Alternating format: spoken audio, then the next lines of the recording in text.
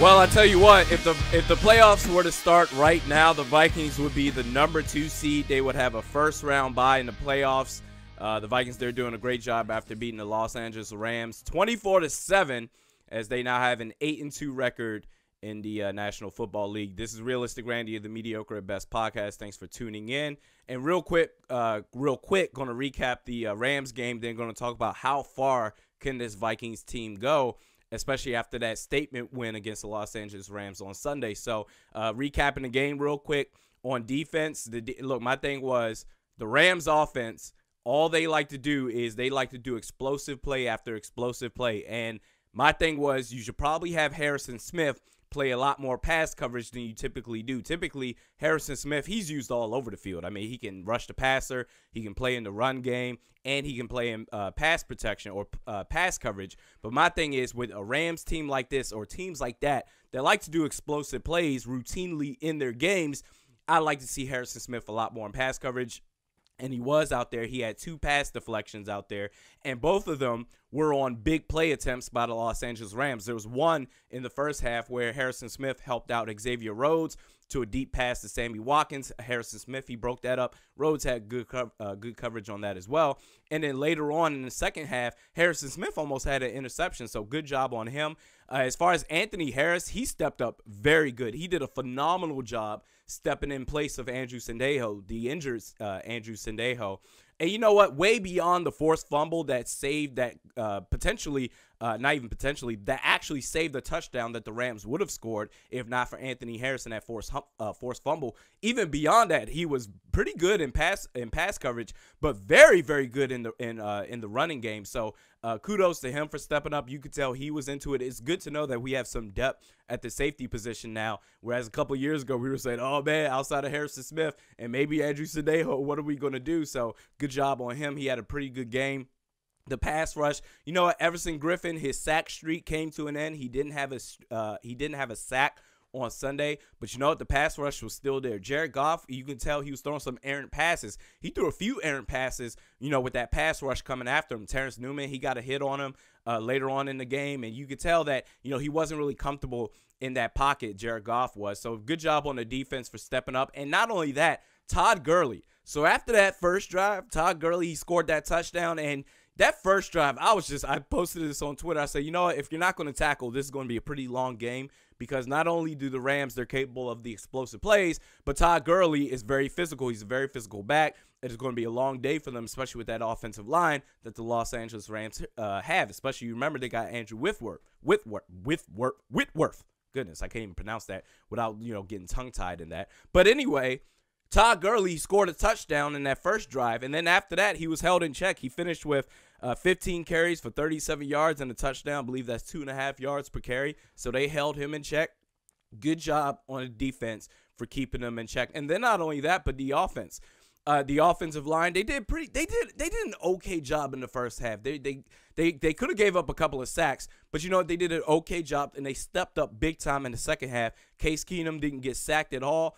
And speaking of Case Keenum, you know, there was one play where he avoided potentially getting sacked 3 times in one play, where he evaded one pass rush to his left, one to his right, and then one where a guy was coming straight after him and he threw the ball. I believe Adam Thielen caught it, or I don't remember who caught it and got a first down.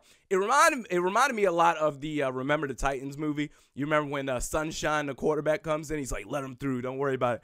And they let him through, and then he, you know, basically just bends over or squats down under the pass rusher and lets him flip over his back. It basically looked like that, except Case Keenum avoided the hit 3 times before throwing the ball away. So good job on him. He had a very efficient game. You know, with that touchdown that touchdown pass he threw to Adam Thielen. Adam Thielen did a good job of turning the corner at that 5-yard mark, the 5-yard pass mark, and then turning it into a 65-yard touchdown pass. So good job on him. Stephon Diggs, you know what? The last game against the Redskins, Case Keenum, throughout the entire year, Case Keenum has had rapport with Adam Thielen. And then Stephon Diggs, he missed a couple of games. He missed a couple of weeks with that groin injury, and now he's back. In that Washington game, you could tell that rapport was getting built up with Stephon Diggs, even though Adam Thielen took over the game, which, quite honestly, I'm not surprised at anything that Adam Thielen does anymore. I'm really not. And I mean that in a very respectful way, because last year in October, I called in to Vikings vent line, and I said, it was one of those games where Stephon Diggs was hurt and Adam Thielen came in. And I said, and you can check the archives for yourself. Don't take my word for it. But I called in and I said, and this was at the time where I believe Charles Robinson or Charles Johnson was still the starting receiver opposite Stephon Diggs. I said, you know what? It's time for Adam Thielen to be the starting receiver opposite of Stephon Diggs. So I'm not surprised at anything he does. I didn't think he'd blow up like this, as he has this season, but he's done a very good job. But Stephon Diggs, I expect Case Keenum to build that rapport with Stephon Diggs. I thought he had a pretty good game as well. Stephon Diggs did. Not as explosive as we're used to seeing, but give it a little time with Case Keenum, and maybe they can build that rapport up. Latavius Murray and Jerick McKinnon in the running game, they did a fantastic job. Like I said, they've been doing very well masking the absence of Dalvin Cook, so they did a very good job. Latavius Murray, he had 2 rushing touchdowns, 95 yards rushing on the ground on 15 carries, so good job to him. And so now the question is, moving forward, how far can this Vikings team go? And real quick, we're going to take a quick break. I'm Jay. And I'm Matt of the hashtag NFZ, a.k.a. No Fly Zone, now officially part of the BGC Sports Network. You can also find the show on SoundCloud at soundcloud.com/spell it out, hashtag NFZ, and the Apple Podcast app. Now, let's kick it back over to Realistic Randy and the Mediocre at Best Sports Podcast. So I probably should have said this at the beginning. This is a one segment podcast this week because this is in the middle of Thanksgiving. And normally, typically, I release these podcasts on Thursday, but the Vikings are playing on Thursday. There would be no sense in me recapping the Rams game and then releasing that on Thursday. So anyway, we're doing an early podcast this week. I'm going to talk a lot more NBA stuff. So if you're into the NBA, great. Right now, it's still early in the season, and while I'm really into the NBA, a lot of people don't really seem to be this time of year, so we're going to talk a lot more NBA stuff. But anyway, getting back to the big picture here, how far can this Vikings team go? And to that, I'd say, you know what? This team has the talent. They have the coaching staff. They have the makeup to at least make it to the NFC Championship game. I really, really think they can. And here's why. This defense obviously is the stellar point of this team. And even breaking that down, people don't really seem to understand why. They're not necessarily a turnover machine of a defensive unit. They just stop you in your tracks.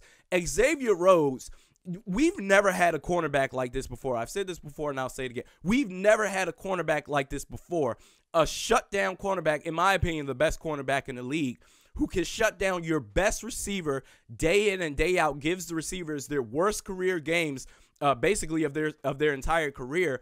And you know what? I'm looking forward to that matchup against the Atlanta Falcons when they play the Atlanta Falcons on December 3rd. When he matches up against Julio Jones, because you're talking about a guy that matches up equally with Xavier Rhodes as far as size and physicality is concerned. But you've got a guy in Xavier Rhodes that shuts down your best receiver every single game, so that's something you don't even have to worry about. Quarterbacks don't even throw to him. Now, Jared Goff tried to do it a couple of times with Sammy Watkins, but ultimately, Sammy Watkins, he finished with, I believe, 35 yards. I don't have the numbers in front of me. But anyway, you got to shut down cornerback. You've got a Swiss Army knife in a safety with Harrison Smith who can do it all. I mean, ask him to do anything you assign him to do, he can do it. He's a surefire tackler. He's great as far as helping out in pass coverage. He can rush the passer. He's very good at stuffing the run. He's a very good receiver. I think he's the best safety in the entire league, a Swiss Army knife in Harrison Smith. So you got that. The secondary's been great overall. Trey Waynes, he's going to get a lot of battles because no one wants to throw to Xavier Rhodes. So Trey Waynes, he's doing very good. He's a surefire tackler. Very good, very gritty. Sometimes he can get a little bit too ahead of himself, but you know, he's done a very good job being that second cornerback that gets a lot of pressure because their star cornerback doesn't get really that many targets. Terrence Newman, he's done a good job. Mackenzie Alexander, all of a sudden he's starting to play. He's doing a pretty good job. You can tell he's still new, and he got a couple of flags called at him, penalties last week against the Rams, but you know what? He's doing a very good job as well. Then you talk about the linebacking core. You've got two linebackers that are fast and physical in Eric Kendricks and Anthony Barr that can cover from sideline to sideline. And then not only that, whether you're talking about rushing the pass. By the way, Eric Kendricks, my thing was his strength is, or part of his strength is pass coverage and stopping the run. As far as rushing the passer, I was like, I've never really seen him do it that much. But you know what? His bigger strengths is to play in pass coverage and to stop the run.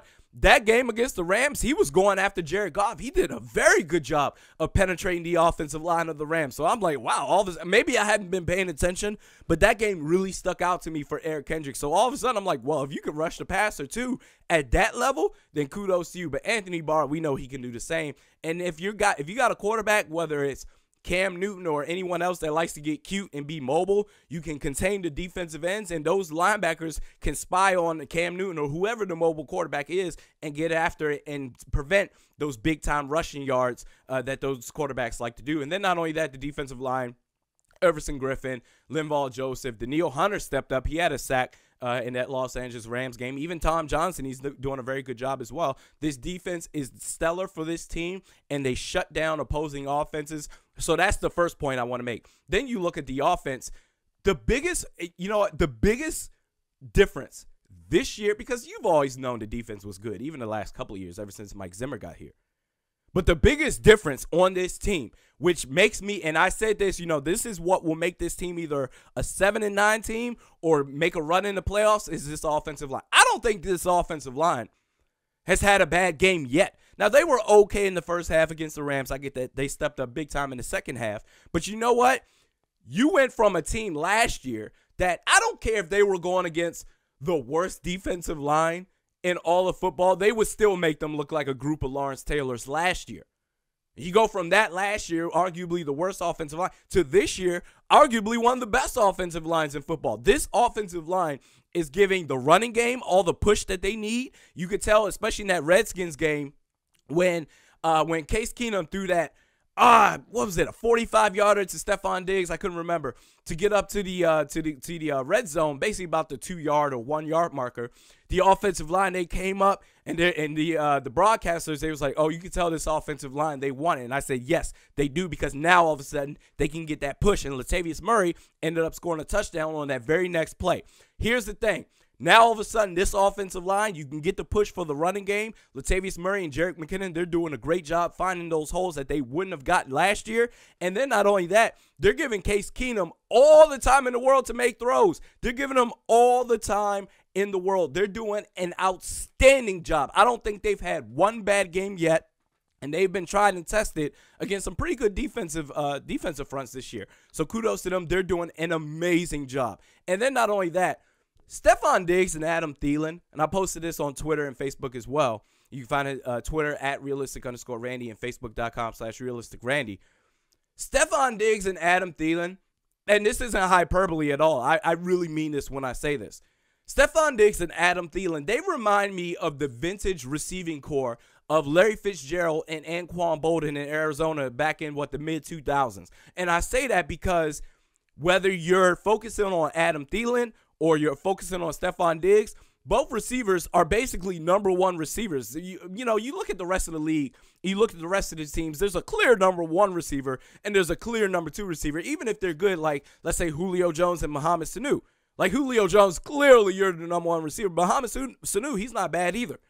But as far as two receivers, as your number one and number two receivers out there performing like number one receivers, they just so happen to be on the same team. People know about Larry Fitzgerald. People need to realize Anquan Bolden back in Arizona with Larry Fitzgerald, he was just as good as Larry Fitzgerald was. So I compare Stephon Diggs and Adam Thielen to them. They pretty much catch everything. Adam Thielen, he's having a breakout year. And then not only that, like I said, the running backs, they're doing a great job filling in for Dalvin Cook. Latavius Murray, he's doing much better. He's doing much better than I thought he would this year. Like I said, back in Oakland when they had arguably the best offensive line in football, he averaged 4 yards a carry the last 2 years. And I was like, oh, I don't know if that's going to cut it. But you know what? He's doing a very good job. Him and Jerick McKinnon, to switch it up, they're both doing a very good job. And then not only that, Case Keenum, he's doing a very, very efficient job. I've said this before. You don't take him out just to put Teddy Bridgewater in just for the hell of it. I do want to see Teddy Bridgewater at some point, because the reason that is holding me back from saying, oh, this could be a Super Bowl contender, to what I'm projecting right now. So like, oh, okay, at the very worst case scenario, I see this team making it to the NFC Championship game, and whatever else happens. It's because of quarterback play. I think this team needs to find out, and I'm not going to hash this. I've said this the last couple of weeks. I just want to know that we have the best quarterback starting for this team, whether that's Case Keenum or Teddy Bridgewater, because this offense has a chance to be just as dynamic as our defense is. And when you're talking about potentially going up against a Carson Wentz or Drew Brees again, I know we beat the Saints before. Sometimes you may have to match quarterback play with quarterback play. Now, I will say this with Case Keenum. He's done very well against the last two defenses. He almost threw the game against the Redskins away. But for the most part in that Redskins game, he was pretty good. And then against the Rams, who's got a pretty good defense as well, he didn't seem flustered. He's very good, very, very good at avoiding pressure and moving within the pocket. He does a very good job of that. So that's the only thing. I'm not saying it's impossible to win a Super Bowl with Case Keenum. I'm just saying if you got better quarterback play potentially, it makes your chances a lot higher. So anyway, this was a one-segment podcast this week. We'll be back next week. As far as the Detroit Lions is concerned, whether they win or not, I'm not really concerned. Quite honestly, I think Thursday games, even for Thanksgiving, should be reserved for teams that are coming off a bye week. But you know what? I think if all things being equal, because Detroit, they played on Sunday too, so they've got a short week. I think the Vikings should win this game. They should have won the first game. They should definitely win this game and go 9-2. But even if they go 8-3, you know, it's not going to make me change my opinion of them. So anyway, right now, they're fighting for a number 1 or a number 2 seed. So every time when the Eagles play, I'm like, come on, man, lose, just lose. But anyway, we'll just have to see how the rest of this week, rest of the season goes. This was a one-segment podcast this week. This is Realistic Randy, the Mediocre at Best podcast. We'll be back again next week. It's a Blue Vision Entertainment production. You can subscribe on YouTube or iTunes. We'll see you next week.